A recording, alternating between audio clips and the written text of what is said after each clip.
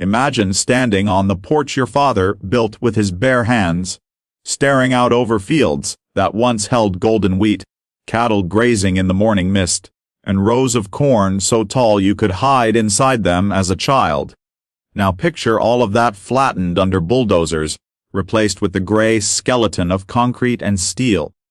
That was the morning I realized the Homeowners Association, the same group that claimed to be about beautifying the community, had carved a runway right through the center of my farm. I'd spent my entire life here.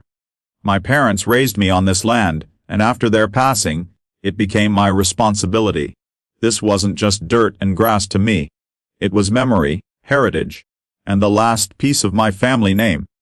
Every fence post had been hammered in by my father's hand. Every tree had been planted by my mother. But the HOA didn't see that. They saw opportunity. They wanted an airstrip to bring in wealthy buyers for their new lakeside mansions, and my farm was right in the middle of their dream. I still remember the sound of the first bulldozer. It wasn't just machinery. It was betrayal. I stood there in disbelief, shouting, begging them to stop. They waved papers in my face. Permits, signatures, approvals that had been tucked away in city offices where I never got a chance to object. I was told it was already decided that progress waits for no one.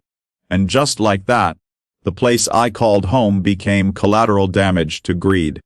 The neighbors who once borrowed sugar from my kitchen or sent pies at Christmas now turned their backs. They whispered that maybe it was time for me to move on, that my farm was old-fashioned and holding back development.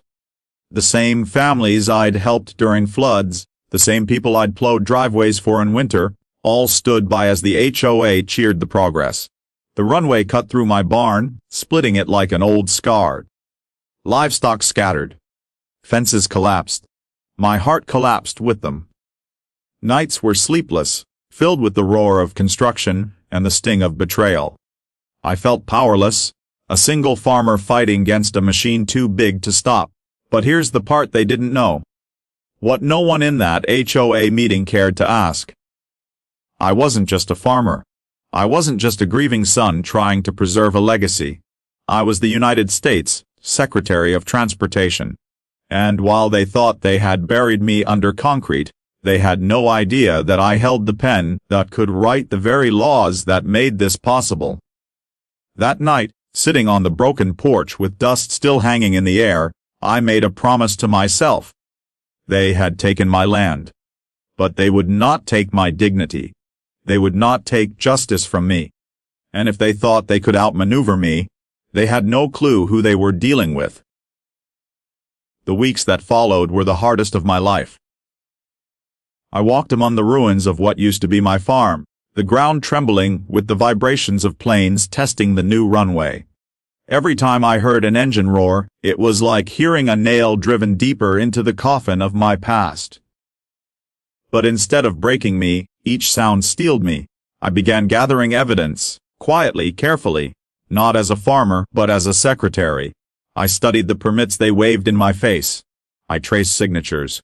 I uncovered meetings where HOA leaders had bribed local officials, forging documents and skipping environmental reviews. They hadn't just bent the law, they'd shattered it. And I had the means to expose them. Still, I wrestled with something deeper than revenge. My father always told me, "Son, don't ever use your power to destroy. Use it to protect." That voice haunted me each night. I didn't want to become like them. Selfish, cruel, blind to the lives they uprooted. I wanted justice, not destruction. One morning, I walked to the middle of the new runway before their first scheduled plane could land. Workers shouted, sirens wailed, but I stood firm. The sun was rising behind me, and for a moment, it felt like my father was standing there too. When the HOA leaders arrived, smug in their tailored suits, I finally revealed who I truly was.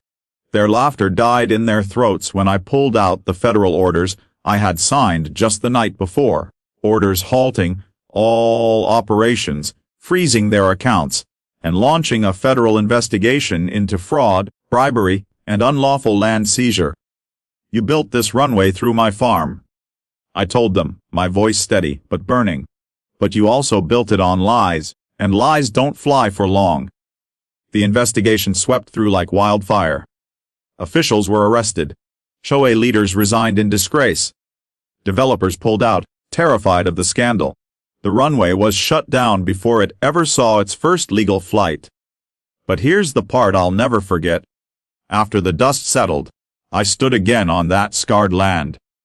It would never look the same. The barn was gone. The fields were torn. Yet, as I walked, I realized something powerful. The land was still mine. The story was still mine. And no bulldozer, no HOA, no runway could erase that. I chose not to rebuild the farm the way it was. Instead, I turned it into something my parents would have been proud of. A community agricultural center, open to kids, families, and neighbors who wanted to learn the value of the soil. I opened it not out of spite but out of love. Because this land wasn't just my inheritance. It was my gift to give forward, and that's the lesson I hope anyone listening remembers. Power means nothing if it isn't used to protect what's right. The HOA thought they were unstoppable. But in the end, the truth always finds a way to land. And on this farm, on this scarred soil, justice touched down first. Months passed after the runway was shut down. The noise stopped. The dust settled. The farm was quiet again. But not in the same way as before. The silence wasn't heavy anymore. It wasn't grief. It was peace. For the first time in years, I could hear the sound of wind in the trees again. I could hear the soil breathing, like it was waiting to be reborn. At first, I didn't know what to do with all of it. The broken land, the shattered barns, the memories scattered like pieces of glass. Rebuilding it exactly as it was didn't feel right.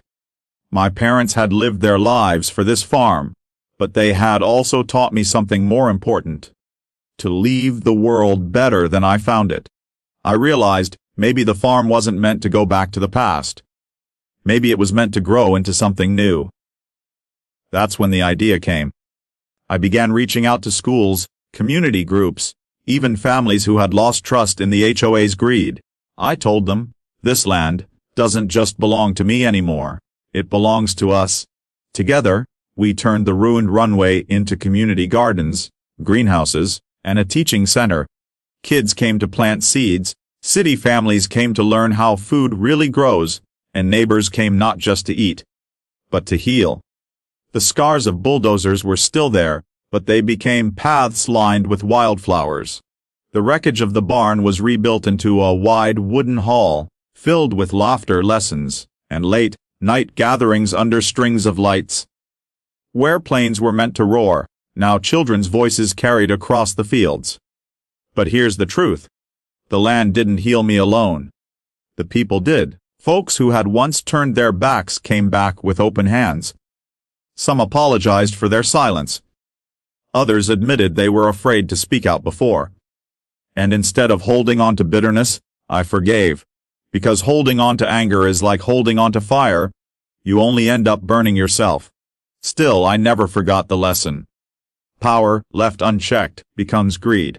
And greed always costs someone their home, their dignity, their life's work. That was why I stood in Washington not as a politician behind a desk, but as a farmer with dirt still under my nails. Every policy I signed, every regulation I enforced, I thought of this farm, these fields, my father's voice saying, protect, son. Always protect. And you know something? That's the part the HOA never understood. They thought strength was about building bigger houses, louder planes, higher walls. But strength, real strength, is about planting something that grows after you're gone. Today, when I stand at the edge of the fields and watch kids running where jets were supposed to land, I smile. My farm was almost stolen. My family's name was almost erased. But instead of being buried, our story took root. And now, every sprout, every bloom, every voice in this community carries it forward. To anyone listening, I'll leave you with this. When the world takes something from you, when it feels like the bulldozers have flattened everything you've ever loved, don't give up. Don't let the ruin be the end. Because sometimes, from the ashes, the strongest things grow. And if you ever hear the roar of injustice coming for you, stand tall. Because justice, like a seed, might take time, but it always finds a way to break through the concrete.